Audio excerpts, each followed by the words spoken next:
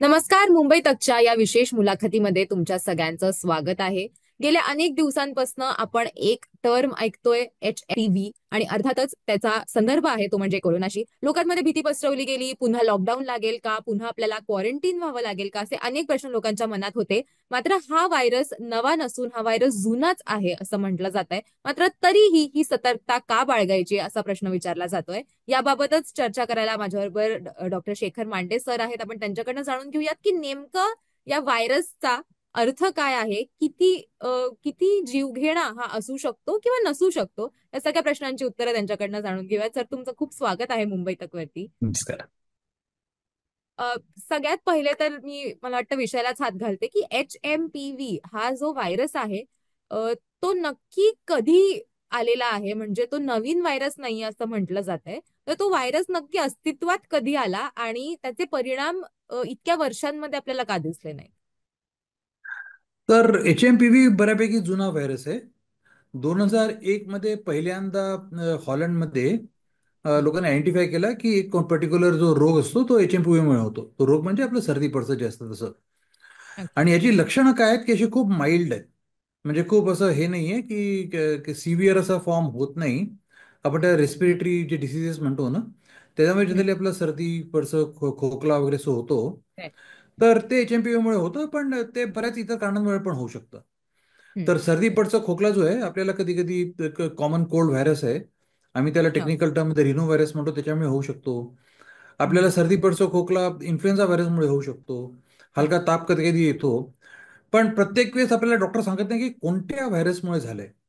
आहे ना, Right. आपल्याला डॉक्टर ज्यावेळेस डॉक्टर आपल्याला सांगतात की हे व्हायरल फिवर आहे. आणि हं. व्हायरल फिवर जे असतं ते जनरली 3 ते 5 ते 7 दिवसामध्ये चाललं जातं. म्हणजे हं. आपल्या हं. बॉडीमध्ये तेवढी क्षमता असते की हं. 3 5 7 दिवसामध्ये आपली बॉडी कोणत्याही व्हायरसवर मात करू शकते. मात करू शकते. त्यामुळे HMPV बऱ्याच वर्षापासून असलं तरी आपण त्याचा एवढी दाद दिली नाही की हे कोणत्या व्हायरसमुळे आहे, म्हणून आपण त्याला कधी डिटेक्ट केलं नाही. Right, right. सर, याच्यामध्ये पुढचा प्रश्न हाच आहे की हा जुना व्हायरस जरी असला, म्हणजे जसं तुम्ही म्हणालात की 2001 पासूनचा हा व्हायरस आहे, असं असताना मग आता याच्या केसेस का वाढतात? म्हणजे हा जो टाइम स्पॅन आहे, ह्या टाइम स्पॅन मध्ये हा व्हायरस जास्त ऍक्टिव्ह असतो किंवा म्हणजे वातावरण त्याला कारणीभूत आहे? नेमका कशामुळे हा व्हायरस किंवा याच्या केसेस ज्या आहेत त्या आत्ता वाढतायत? असं आहे की फक्त ह्या व्हायरसच्या केसेस नाही वाढत आहेत. हिवाळ्यामध्ये हा जनरली सीझन असतो हं. जेव्हा नंबर ऑफ केसेस वाढतात. त्याच्याकरता बरीच कारणं आहेत. तर हिवाळ्यामध्ये आपण पाहतो की जनरली व्हायरल फिवर जास्ती होतं. जसं हं. आपण बघतो भारतामध्ये पावसाळ्यामध्ये पोटाची दुखणी वाढतात. आहे हं. ना. तसंच हिवाळ्यामध्ये व्हायरल फिवर वाढतं. आणि हं. बऱ्याचशा व्हायरसेस जरी असल्या तरी यावेळेस HMPV च्या काही केसेस उघडकीला आल्या. हं. आणि जेणेकरून त्या चीनमधनं आल्या. लोकांना एकदम भीती हं. वाटली, दहशत पसरवल्यासारखी केली लोकांनी की HMPV चीनमधनं आलाय आणि आता परत तसं होणार आहे. तसं हं. अजिबात नाही आहे. तर आपण लोकांना हं. पूर्णपणे सांगायला पाहिजे की HMPVच्या केसेस अशा नाही आहेत की म्हणजे खूप मोठ्या प्रमाणावर वाढत आहेत आणि खूप मोठ्या हं. प्रमाणावर वाढणार पण नाही आहेत. त्यामुळे ती ओके. दहशत पसरवली आहे, जे लोकांना घाबरवलं गेलं, जी भीती वाटते ती चुकीची आहे. हं. कोरोनामध्ये जसं झालेलं होतं की कोरोना आला आणि त्याच्यानंतर आपल्याकडे ते टेस्ट करण्यासाठीच्या पद्धती नव्हत्या किंवा त्याच्यावरती काय औषध उपचार घ्यायचे हे आपल्याला सुरुवातीला माहिती नव्हतं. लस कुठली, म्हणजे लसही डेव्हलप नव्हती. तर ह्या व्हायरस बद्दल, म्हणजे मला जर HMPV झालेला असेल, तर ते मला कसं लक्षात येईल आणि त्याच्यासाठीची कुठली टेस्ट, अशी स्पेसिफिक वेगळी टेस्ट आहे का, जशी कोविड वेळेस होती? ही RNA व्हायरस असल्यामुळे याला निगेटिव्ह सेन्स RNA व्हायरस म्हणतो आपण. आणि हं. RNA व्हायरस असल्यामुळे जी टेस्ट करोना करता आपण वापरायचो तसेच टेस्ट याच्यामध्ये पण वापरू शकतो, ज्याला आपण हं. RT-PCR म्हणतो. हं. पण याच्या विरुद्ध कधी लस किंवा औषधं काढण्याच्या भानगडीत आपण कधी पडलो नाही एवढ्या वर्षांपासून. अच्छा. याचं हं. कारणच हं. असं आहे की हा खूप माइल्ड असा हे आहे, रोग आहे. खूप हं. असा हं. सिव्हिअर नाही होत हा. म्हणून कोणी याच्या कधी भानगडीतच नाही पडलं की याच्याकरता आपण लस काढू किंवा याच्याकरता आपण एखादं नवीन औषध काढू वगैरे. हम्म. हम्म. हम्म. कोरोनामध्ये जसं होतं की तुम्हाला जर कोविड झाला असेल तर अर्थात तुम्हाला क्वारंटीन व्हावं लागेल असं सांगितलं जायचं. किंवा तुम्ही एखाद्या गोष्टीला हात लावू नये, तुम्ही लोकांच्या तितकं कॉन्टॅक्टमध्ये येऊ नका म्हणून क्वारंटीन व्हा, कारण तुमच्या शिंकेतनं खोकल्यातनं तो दुसऱ्यांना होऊ शकेल व्हायरस म्हणून. याचंही तसंच आहे का, किंवा हा वस्तूंवरनं ट्रान्सफर होऊ शकतो का, जसा कोविड होत होता किंवा कोविड वेळेस म्हटलं जात होतं तसंच याच्या म्हणजे HMPV बद्दल सुद्धा तसंच आहे का? सगळे रेस्पिरेटरी जे सगळे रोग आहेत ना, वेगवेगळ्या हम्म, प्रकारचे रोग रेस्पिरेटरी असतात. जसं ट्युबरक्युलोसिस पण आहे, तो पण रेस्पिरेटरी आहे. हम्म, हम्म, इन्फ्लुएन्झा आहे, तो रेस्पिरेटरी आहे. कोविड तुम्ही म्हणता तसं तो रेस्पिरेटरी आहे.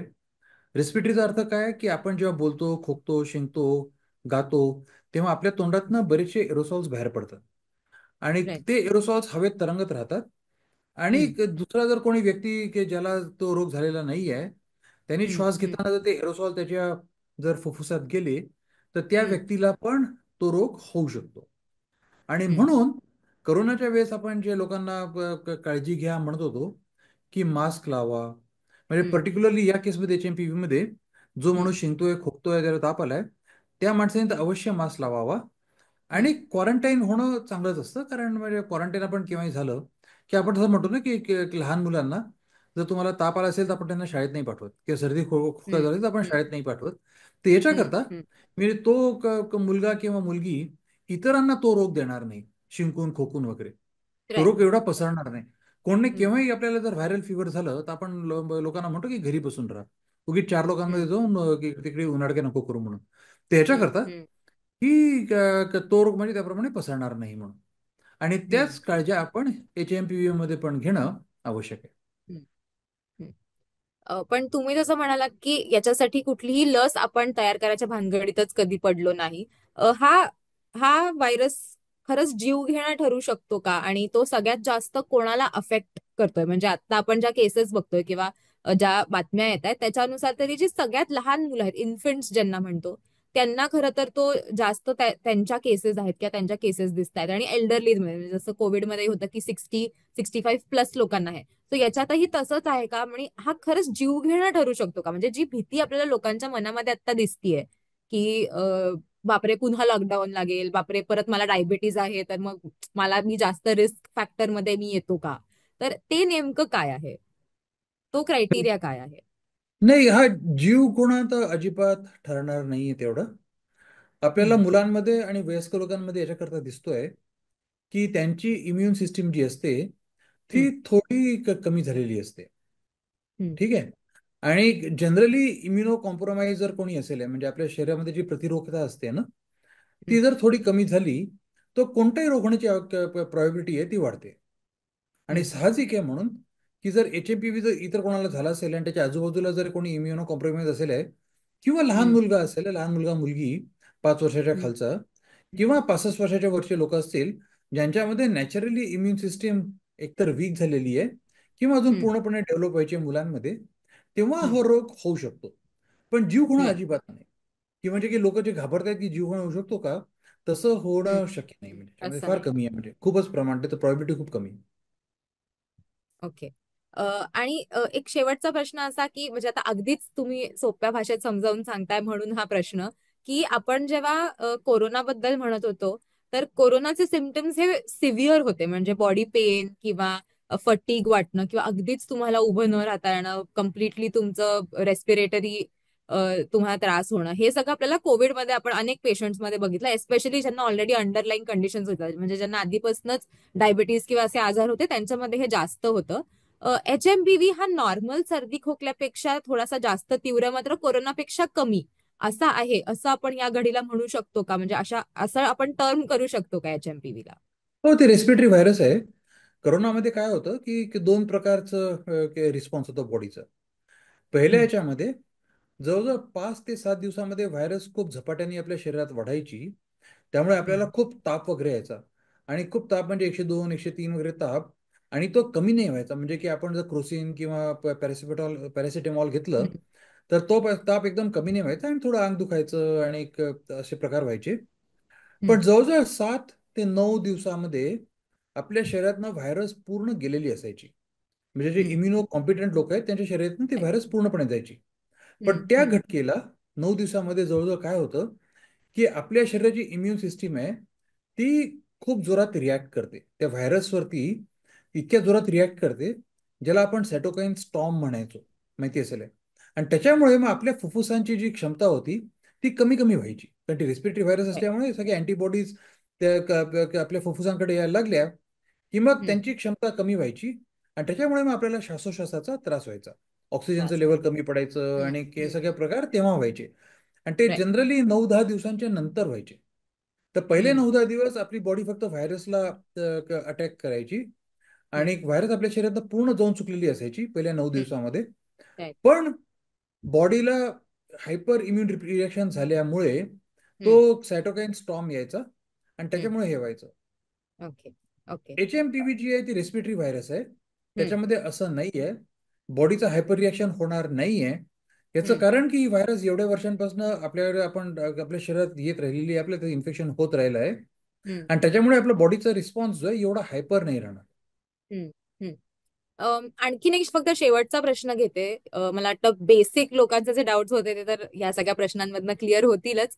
पण एक असं म्हटलं जातं की ज्यांना कोरोना होऊन गेलाय त्यांना लॉंग टर्म मध्ये काही साईड इफेक्ट्स जे आहेत ते त्यांना साधारण त्यांना फेस करावे लागले असं लोकांचं स्वतःचं मत आहे. म्हणजे हे कुठल्याही वे मध्ये प्रूव्ह झालेलं आहे असं मी म्हणत नाहीये. पण लोकांना अनेक असं वाटतं की त्याच्यानंतर हार्ट अटॅक येण्याचा रेट वाढला किंवा कोविड झाल्यानंतर मला आता माझी हाडच जास्त दुखतात किंवा असे जे काही प्रकार कोविड नंतर किंवा लस घेतल्यामुळे मला हे झालं असं अनेक लोकांच्या मनात संभ्रम असतात. तर HMPV मध्ये सुद्धा लॉंग टर्म काही इफेक्ट्स होऊ शकतात का किंवा जाणवू शकतात का लोकांना? आणि कोरोनामध्ये सुद्धा म्हणजे आता कोविड बद्दलही हे कम्पेअर केलं जातं HMPV आणि कोरोनाला, म्हणून मी म्हणते की कोविडमध्ये सुद्धा ज्यांना कोरोना होऊन गेला होता त्यांना सुद्धा हे लॉंग टर्म इफेक्ट्स खरंच आहेत का, म्हणजे ते खरंच जाणवत आहेत का लोकांना, म्हणजे हे प्रूव्ह झालंय का? कोविडचं असं आहे की त्याला आपण लॉंग कोविड म्हणतो आणि ते हम्म. अजूनही सगळे शास्त्रज्ञ जगभर त्याच्या मागे आहेत की हम्म. कोविडचा खरोखर लॉंग टर्म इफेक्ट आहे का नाही. हम्म. कारण हम्म. कोविडच्या वेळेस काय झालं की जे जे लोक कोविडनी ग्रस्त झाले होते त्यांच्यामध्ये हायपर इम्युन रिॲक्शन नक्की झाली होती सगळ्यांमध्ये. आणि ती हायपर रिॲक्शनचा आपण हे बघतो की आपल्या फुफ्फुसांवर झालाय, पण तसाच आपल्या किडनीजवर आणि हार्टवर वगैरे काही फरक पडलाय का, हे आजच्या दिवशी आपल्याला अजूनही माहिती नाही आहे. पण हम्म. शास्त्रज्ञ जगभर त्याच्यावर काम करतायत. कारण आपण हम्म. त्याला लॉंग कोविड म्हणतो आणि बऱ्याच ठिकाणी आढळून आलंय की कोविडचे असे दुष्परिणाम लॉंग टर्म मध्ये पण झालेले आहेत.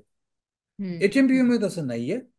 कारण HMPV बऱ्याच वर्षापासून येत आहे आणि जर असं जर असतं लॉंग HMPV जर राहिला असता तो तर हम्म. आपल्याला आधीच आढळून आला असता. त्यामुळे हम्म. HMPV मध्ये या बाबतीमध्ये ऍटलिस्ट चिंता करण्याची आवश्यकता नाही. हम्म. त्यामुळे असं आपण म्हणू शकतो की HMPV मध्ये एक साधारण 7 दिवसांचा कालावधी हा बरा व्हायला इनफ आहे असं आपण म्हणू शकतो. अगदी अगदी अगदी. घरी बसून राहा. कोणाला सर्दी पडसा खोकला झाला असेल तर लोकांनी अवश्य घरी बसावं आणि दुसऱ्यांना तो रोग देऊ नये. थँक्यू सर दिलेल्या या सगळ्या माहितीबद्दल. मला वाटतं अनेक लोकांचे जे डाऊट्स आहेत ते क्लिअर करण्याचा आमचा प्रयत्न होता. त्यांच्या ज्या शंका आहेत, तुम्ही जर घाबरलेला होतात तर मला वाटतं या सगळ्या प्रश्नांमधनं तुम्हाला तुमची उत्तरं मिळालेली असतील. तोच आमचा प्रयत्न होता. त्याच्यामुळे HMPV आणि कोरोना याच्यामध्ये बराचसा फरक आहे आणि HMPV ला घाबरून जाण्याची मुळात गरज नाहीये किंवा तो जीव घेणं सुद्धा नाहीये. मात्र लहान मुलं आणि मोठ्यांनी अर्थात तो झाला तर त्यांची काळजी घेणं, त्यांनी स्वतःची काळजी घेणं हे गरजेचं आहे. जसं आपण सर्दी खोकल्यात आपल्याला होतं, व्हायरल ज्याला आपण अनेकदा म्हटलं जातं, ते व्हायरल झाल्यानंतर आपण जशी काळजी घेतो तशीच काहीशी काळजी किंवा थोडीशी जास्त काळजी तुम्हाला HMPV मध्ये घ्यायची आहे. मात्र हा कुठल्याही अर्थानं जीव घेणार नाहीये असं सध्या तरी दिसतंय. ही मुलाखत तुम्ही बघितली, ती तुम्हाला कशी वाटली ते आम्हाला कमेंट करून नक्की सांगा. आणि मुंबई तकला जर तुम्ही अजून सबस्क्राईब केलं नसेल तर मुंबई तकला सबस्क्राईब करायला विसरू नका.